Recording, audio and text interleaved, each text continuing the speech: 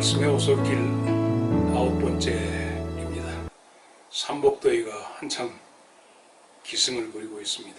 비가 그친 뒤로 날씨는 더욱 뜨거워지는 것 같습니다. 지난 토요일이 대서지요. 절기 24절기로 대서고, 또 이번 화요일이 중복입니다. 지난 한 주간에 어떤 장로님에게서 장문의 글이 왔는데, 욥의 외로움이 지금 저에게 있습니다. 목사님 기도해 주세요 라고 하는 그런 내용이었습니다. 유튜브를 보시고 난 뒤에 욥의 외로움에 대해서 공감하시는 글이었고, 본인의 참으로 힘든 과정을 저에게 얘기해 왔습니다. 오늘은 9번째 시간으로 침묵하고 있는 욥의 세 친구들, 그리고 그 세 친구들과 함께 있는 욥이 비로소 극도의 외로움을 견디질 못하고 탄식을 하게 되는 내용입니다. 욥의 세 친구들은 친구인 욥을 위로하기 위해서 왔다고 하는 목적이 분명히 기술되어져 있으나, 정작 욥에게는 그들이 위로가 되지 못한 것 같습니다. 그래서 그냥 침묵의 시간을 보내고 있었죠. 곁에 있어 침묵한다는 것도 아주 중요한 것입니다. 비방하고 조롱하는 것보다 말이죠. 내가 욥의 유튜브를 시작하면서 상처가 없는 사람이 지금 상처를 가지고 있는 사람을 흉잡고 조롱한다는 얘기를 한 적이 있습니다. 정작 큰 아픔 속에 있고 상처를 크게 입고 있는 욥에게, 욥의 세 친구는 무엇을 할 수 있을까요? 아무것도 할 수 없습니다. 사탄이 설정해 놓은 우리 속에 갇혀져 있는 맹수와 같은 욥, 맹수라는 표현이 적절한지는 모르겠으나, 상처 입은 맹수가 우리에 갇혀서 상처 입은 것을 혀로 핥는 모습, 동물원 속에서도 어디에서도 우리가 상상해 볼 수 있는 그런 것입니다. 질그릇 조각으로 자기의 환부를 긋고 있는 욥의 모습, 그리고 또한 무기력한 위로자들의 모습을 보게 됩니다. 욥은 이 시점에서 일주일의 침묵 기간이 지난 다음에 욥이 비로소 자기 속에 있는 아픔을, 신음을 밖으로 토해내기 시작하는 것이 바로 욥기 3장의 전체적인 내용입니다. 욥이 토해내는 신음, 욥이 밖으로 만들어내는 아픔의 외침은 누구를 향한 것인가? 지난 시간에 약간 말씀드렸습니다. 욥의 이 외로움의 외침은 하나님을 향한 것도 아니었습니다. 내게 위로하러 온 친구들에게 들으라고 한 얘기도 아닙니다. 욥을 보고 탄식하며 힘들어하는 아내에게도 하는 말도 아닙니다. 욥은 자기 자신에게 대해서 자기가 자기를 향하여 독백하고 읊조리는 내용이 오늘 욥기 3장의 내용입니다. 우리는 참으로 여유롭게 욥의 신음, 욥의 외침, 이것을 세 단락으로 나누어서 들어볼 수가 있습니다. 그 욥의 신음을 들어보니, 첫째 3절로 10절에 욥의 저주가 가득 담겨져 있습니다. 11절로 19절에는 욥의 탄식이 거기에 있습니다. 그리고 20절로 26절에 힘겨운 고통 가운데서 욥이 묻는 물음이 그 속에 담겨져 있음을 볼 수 있습니다. 욥이 읊조리는 신음의 소리, 가만히 들어보니 이것은 육체적으로 질그릇으로 환부를 긁는 소리가 아닙니다. 이것은 마음이 극히 상하고 아프고 다쳐서 거기서 마음에서 스며 나오는 진물이 나오는 소리입니다. 나는 이쯤에서 여러분이 아실는지 모르겠으나 노랫말을 잠깐 읊조려 보겠습니다. 여보세요, 거기 누구 없소. 텅 빈 골목, 이 어두운 골목에서 누가 듣는지 안 듣는지 내가 한번 불러봤소. 내게 아침이 있을까요? 이제 나도 누우려고 합니다. 그러나 만약에 아침이 있으면 누가 나를 좀 깨워주시오라고 하는 그런 노래입니다. 내가 노래를 잘 불렀는지 모르겠는데, 여보세요, 거기 누구 없소. 우리들의 외로움의 발버둥에 어떤 단날마 같은 느낌이 있습니다. 혹시 지금 이 유튜브를 대하고 있는 청취자 가운데서 예배당에 가서 속에서 나오는 더운 김 때문에 예배당 천장을 멀거니 주목해 보신 분이 계십니까? 저 천장 너머 궁창의 하늘에 하나님은 내 아픔을 아시는가 말이죠.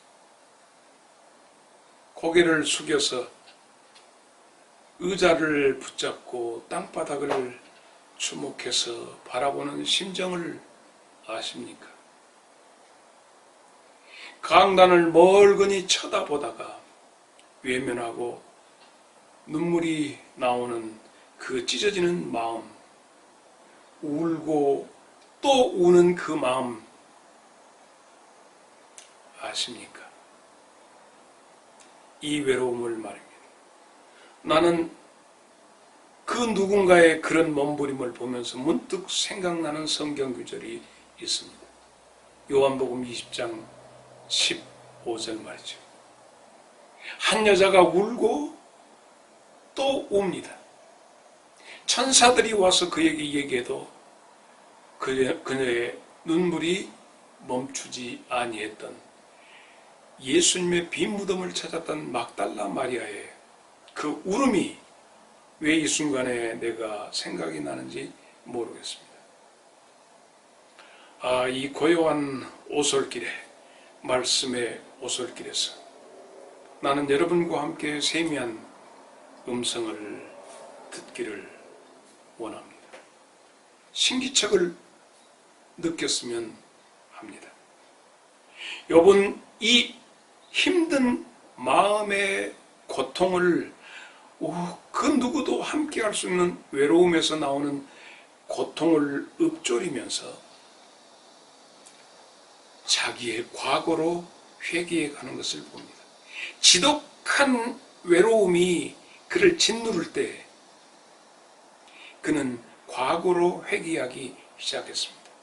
자기 존엄에 대한 방어, 자기 존엄에 대해서, 자기 존재에 대한 어떤 붙잡고 하는 것이 아니라 이미 자포자기한 상태에서.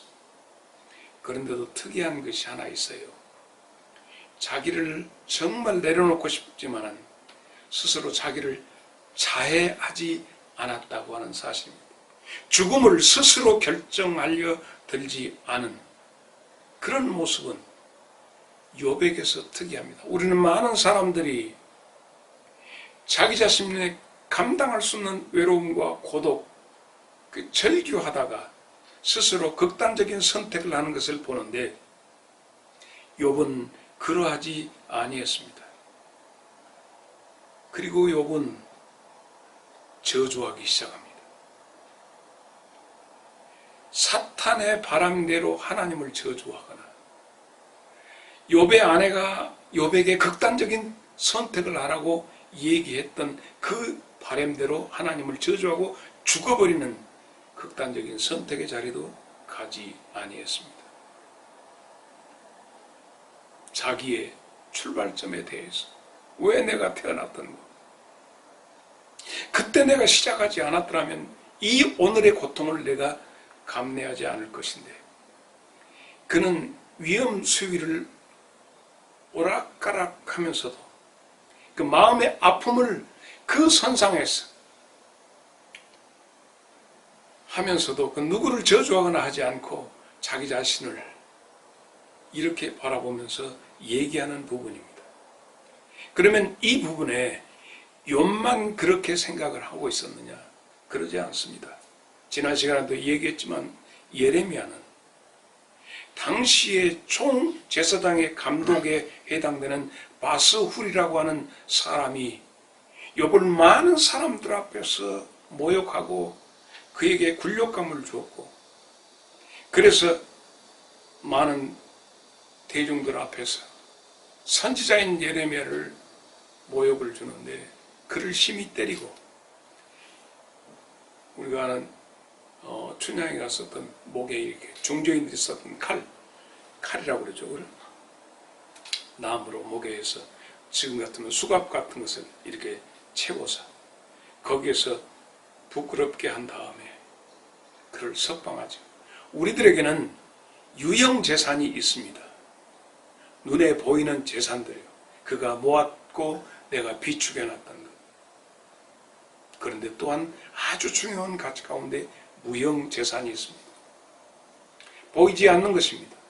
그 사람의 인격과 그 사람의 품격과 그 사람이 살아왔던 모든 것들을 얘기하는 무형 재산 말입니다.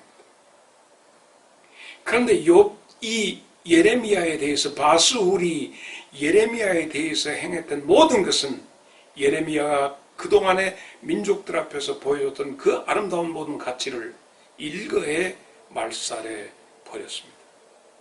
그래서 그는 모든 것이 다 사라진 다음에 와서 하나님 앞에 얘기합니다. 예레미야 20장 8절로 9절.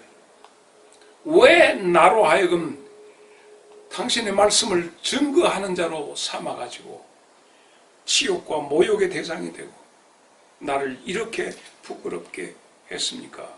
하면서 자기가 하나님의 말씀을 그럼에도 불구하고 이 말씀을 증거하지 않고 전하지 않으면 내 마음에서 불이 붙는 것 같아서 견딜 수가 없어서 말씀을 증거한다고 그렇게 하면서 그 양쪽 선상에서 몸부림치던 예레미야가 14절로 18절에 그는 자기의 생일을 저주하기 시작하면서 자기의 출생에 대해서 참으로 내가 왜 태어났던고 하면서 안타까워하는데 욥과 함께 그 외침이 맥을 같이 하고 있음을 봅니다. 욥은 말합니다. 내 부모가 영적인 가치를 위해서 그 밤에 잠자리를 내서 나를 낳게 했던가? 그렇지 않다는 거예요. 이 아버지 어머니가 성적 즐거움을 위해서 그들이 만났던 그 결과물로 내가 이 땅에 태어났는데 그 밤이 차라리 두 사람이 잠자리 할 수 있는 분위기가 아니었다면 그 밤이 그런 밤이 없었다면 내가 이 세상에 태어나지 않았을 것인데 라고 얘기하는 욥의 과거로서의 회귀가 이것이 바로 저주의 공간이었습니다. 그러고 나서 어쩔 수 없는 그것, 그래서 11절로 19절에 가면서 탄식합니다. 어쩔 수가 없다. 그러면서 나는 여기에서 하나 보는 것이 욥의 이야기 가운데 욥의 행복한 한 부분이 나오는데 어머니의 무릎이었습니다. 어머님의 무릎에 누워서 어머니의 젖을 빨면서 거기서 자라났던 그 순간, 여기에서 잠깐 여러분과 함께 어머니의 무릎에 대해서 생각해 봤는데, 삼손이 말이죠. 삼손이 자기 가지고 있던 영적, 육적 모든 긴장을 풀어버렸던 무릎이 있습니다. 긴장은 자기 스스로 모든 무장을, 영적인 모든까지 무장을 해제해버렸던 시간이 있는데 사사기 16장 19절이죠. 들릴라의 무릎이었습니다. 조영남 씨의 번안가요 가운데서 그 어두운 골목길 그대 창문 앞 지나다, 이것이 들라일라라고 하는, 이 들릴라, 바로 그 한 영웅을 완전히 뭐했던 그 데릴라 혹은 들릴라의 그것입니다. 우리가 볼 수 있는 것, 이 무릎에 신비가 있는데, 12절에, 오늘 본문 12절에 욥이 무릎에 누워서 어머니의 젖을 먹던 그 순간 얘기하고 있습니다.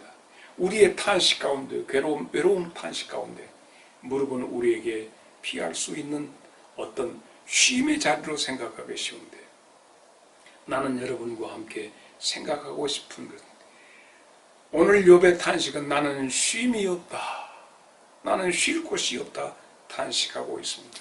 이 혹독한 세상살이에서 약자들도 그렇고 상처 입은 이들이 쉴 곳이 없다고 하는데요. 그러나 우리 모두가 갈망하는 것이 있습니다. 그래서 하나님은 우리에게 쉴 곳을 준비하지 않습니까? 메노아, 바로 창세기 2장 2절로 3절에 있는 말씀입니다. 우리에게 준비되어진 안식과 쉼, 하나님이 좋았더라 하시고 그 쉼이 좋았더라 하심과 함께 쉬었던 안식의 자리, 하나님의 안식의 세계 우리에게 있습니다. 지금도 많은 이들이 탄식하면서 쉴 곳을 찾습니다. 여보세요, 거기 누구 없어 하는, 상처받고 마음이 아픈, 사랑하는, 나와 오솔길을 걷는 사랑하는 여러분, 우리에게 쉼은 메노아의 쉼입니다. 그래서 욥은 밥을 받아서 밥상에서도 탄식을 하고 음식을 놓고도 탄식하고, 이런 일이 안 일어났으면 쓰겠다, 어쩌면 이런 일이 일어날 수 있겠다고 예상했던 그것이 자기의 예상대로 쓰나미처럼 그에게 몰려오면서 괴로워하고 있는 것이 이 탄식의 부분입니다. 나는 여러분과 함께 욥기의 오솔길을 걸어가면서 철저하게 함께 생각해 보고 싶은 것은 자아의 발견입니다. 나를 발견하자 하는 얘기입니다. 나를 진단하고 발견하고 추적하자. 하나님 앞에서, 그리고 많은 사람들 가운데서, 모래알처럼 많은 사람들 가운데서 쓸쓸하게 혼자서 있는 독립된 자아를 발견하는 그 순간 내 자신의 정체감을 발견하는 것이고 나의 메노아를 추구하게 되는 것입니다. 여러분, 우리 주님 예수님도 우리에게 들려주셨던 귀중한 말씀 가운데 마가복음 15장 34절에 있는 말씀을 조명해 보십시다. 주님이 극도의 외로움을 가지고 제자들에게 기도하자고 요구하신 다음에 그가 재조명했던 것, 예수님께서 십자가에 달리셔서 하셨던 엘리 엘리 라마 사박다니, 나의 하나님, 나의 하나님, 어찌하여 나를 버리십니까 하는 그 외침이야말로 우리 모두의 탄식을 주님께서 보듬어서 우리에게 주고 계십니다. 세 번째는 우리가 세 단락으로 나눴는데 세 번째 단락이 바로 고뇌에 찬 물음입니다. 20절로 26절에 있는 말씀이죠. 나는 너무너무 아프다. 너무너무 마음이 아프다. 그는 자신의 재산, 소유, 내 것으로 한 자기의 건강, 모든 것, 처음 그의 아내가 그에게 와서 하나님을 저주하고 자살해 버리시오 이렇게 얘기하는 아내에게 욥기 2장 10절에 욥이 그 아내를 다독이면서 얘기합니다. 복을 받았으면 화를 받는 것은 극히 당연한 것인데 왜 철없는 안 믿는 사람들처럼 그리 얘기하는가 얘기했습니다. 그런데 정작 자기에게 화가 엄습해 오니까 견딜 수가 없어서 몸부림치면서 신음하는 우리와 성정이 같은 사람의 모습을 보여주고 있습니다. 오늘 이 유튜브를 통해서 이 말씀을 접하고 말씀의 오솔길을 걷는 소설한 길을 걷는 나와 여러분, 예수님께서 엘리 라마 사박다니, 욥이 저주하면서 몸부림치면서 신음하는 그 소리, 지금도 전쟁으로 단말마의 비명을 지르며 죽어가는 많은 젊은이들, 사고로 경급 중에 떠나는, 이 세상을 떠나는 생명들, 질병으로 오늘 또 수많은 사람들이 이 땅의 삶을 끝내고 떠납니다. 은줄과 금줄이 다 끊어져 버립니다. 전도서 12장 6절로 7절에 있는 말씀이죠. 그 순간에 이 땅에서 자기가 꿈꿨던 모든 것들이 다 끝나가는데 너는 어떠한 사람이 되어야겠느냐고 우리에게 묻는 이 질문에 대해서 오늘 이 땅에 사연이 없이 사는 사람은 하나도 없습니다. 모든 사람들이 사연을 가지고 있지만은 미처 마지막 결론을 맺지 못하고 떠난 사람들이 어찌 한둘이겠는가. 어찌하여? 라고 하는 욥이 계속해서 묻는 어찌하여 고난을 당하는 자에게 빛을 주셨으며 마음이 아픈 자에게 생명을 주십니까? 하면서 묻는 이 욥의 물음 말이죠. 지금도 이해할 수 없는 많은 죽음들이 있습니다. 이 세상의 삶이 왜 이런 일이 나에게, 왜 이런 일이 일어나는가? 그래서 욥은 얘기합니다. 왜 내게 평안이 없습니까? 왜 휴식이 없고 왜 내게 불안만 있습니까? 독백하듯이 그는 초점이 모아지지 못한 열린 멍한 마음으로 읊조리고 있습니다. 나는 우리 아들에게 한 장의 사진을 지금 보낼 생각입니다. 거기는 윤동주 시인의 세 친구들이 있습니다. 장준하 박사, 만춘 혹은 우리말로 늦봄 문익환 목사, 그리고 윤동주 시인과 그리고 그 밑에 앉아있는 정일권, 현란하고 화려한 삶을 살았죠. 이분들의 사진을 함께 여러분에게 공개해 드리겠는데, 정일권 씨는 자기 아버지가 러시아의 장교였습니다. 중이었죠. 그리고 그 아들이었습니다. 그는 만주 군관학교 갔죠. 박정희 씨도 군관학교 출신이고, 그래서 군관학교 해가지고 군인의 길을 가고 그렇게 하죠.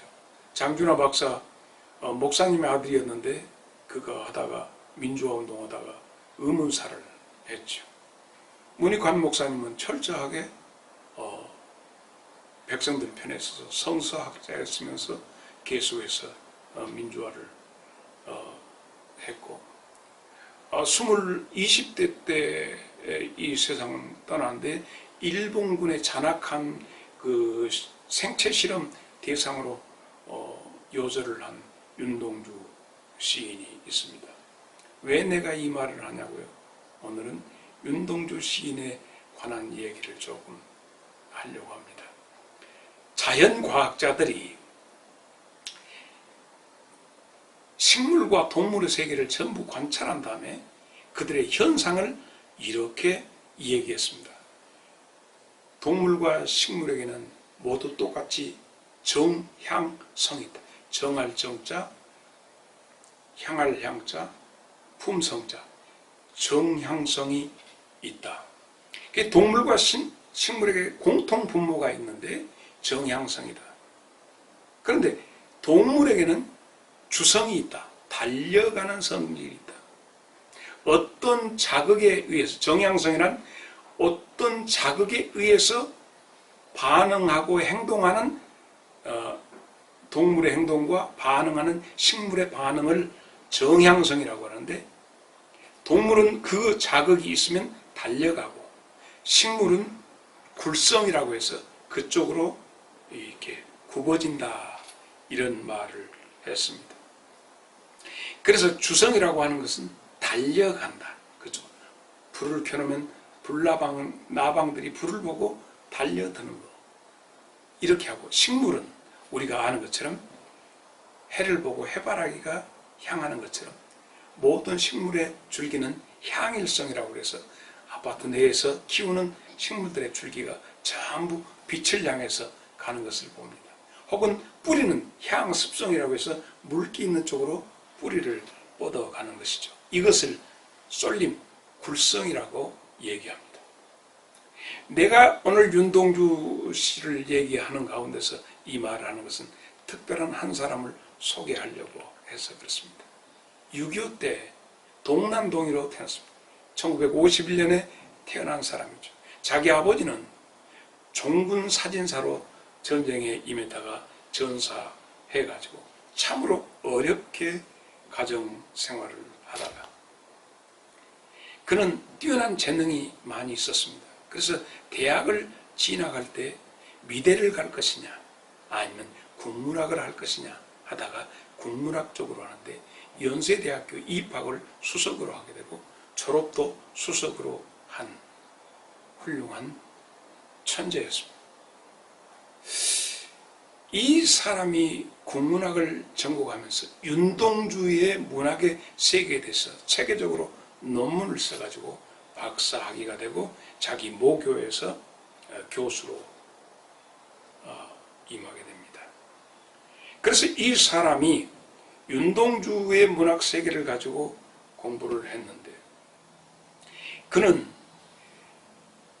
내가 얘기하는 이 자연과학자들이 얘기하는 그 정향성의 주성의 어떤 부분에 대해서 그가 결론을 그리내면서 요한복음 8장 32절 말씀, 진리를 알지니 진리가 너희를 자유케 하리라는 그 말씀을 가지고 감히 얘기하면서 자유 선언을 하게 됩니다.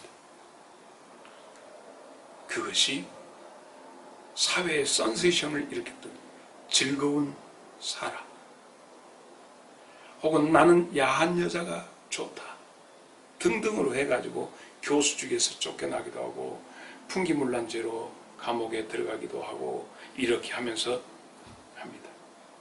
어쩌면 그는 그 속에서 요동치고 있는 남성의 성욕의 그 부분에 대해서 사회의 간섭과 어떤 도덕 이런 것에 있어 억눌리는 그것으로부터 자유를 추구하고 본능, 달려가고자 하는 그것을 풀어서 그럴 수 있습니다. 남성의 성이라고 하는 것이 저수지의 물처럼 고이고 해서 나중에 뚝을 차고 넘치듯이 그 속에 분출의 자유를 얘기했습니다. 사실 이런 부분은 금요일날 모임을 통해서 함께 얘기할 수 있는 부분이었는데 금요 모임이 지금 시원치 않습니다. 그래서 여기요. 그래서 남자들에게 지금 인기 있는 약이 뭡니까? 여기 보면 소팔모니, 의리, 누가 나를 지켜주지, 이런 선전물이 나오는데 남성 기능 개선제 등등 해가지고 많은 것을 팔고 있습니다. 남성의 기능이 살았느냐에 따라서 자존감이 있니, 자존심이 있니, 혹은 어떤 사람은 나이가 늙었는데도 그 기능이 살아있어 우월감을 내고 어떤 사람들은 열등감을 나타내기도 하고 의시되고 하는 웃지 못할 일들이 있습니다. 이 부분에서 임마누엘 칸트는 그렇게 얘기했습니다. 그 자유에 대해서. 우리 몸의 하초의 자유를 얘기하고 자유분방한 것이 자유가 아니다. 빵이 내게 있으나 그 빵을 배고픈 내가 먹는 것이 아니라 그 빵을 가지고 다른 사람에게 나누어 줄 수 있는 그 자유, 이 자유로움을 말하고 있습니다. 사도 바울도 사도 바울도 고린도전서 9장 4절로 5절에 있는 말씀 보면 내가 그 권위 없느냐, 게바와 같이 사랑하는 자매들과 함께 그 사역할 수 있는, 그러나 내가 이 모든 권한을 양보하고 포기했다. 19절에 보면 내 자유를 타인을 살리는 데 쓰겠다고 얘기합니다. 칸트는 어쩌면 사도 바울의 이런 진정한 자유, 그 자유는 내 육체적인 욕망이 요구하는 자유가 아니라 이 자유를 양보하여 다른 사람을 위해서 공유하고 하는 것. 22절에 내가 몇 사람이라도 내 자유를 양보함으로 몇 사람이라도 자유롭게 하는데 사용하겠다는 얘기입니다. 요한일서 2장 16절 말씀이나 창세기 3장 6절에 있는 말씀을 보면 육신의 정욕, 안목의 정욕, 이생의 자랑, 창세기 3장 6절에는 보암직도 하고 먹음직도 하고는 그런 말씀이죠. 자, 과연 우리로 하여금 무엇이 자유인가? 여기에서 함께 볼 수 있는 것은 자율에 의한 자유를 말하는,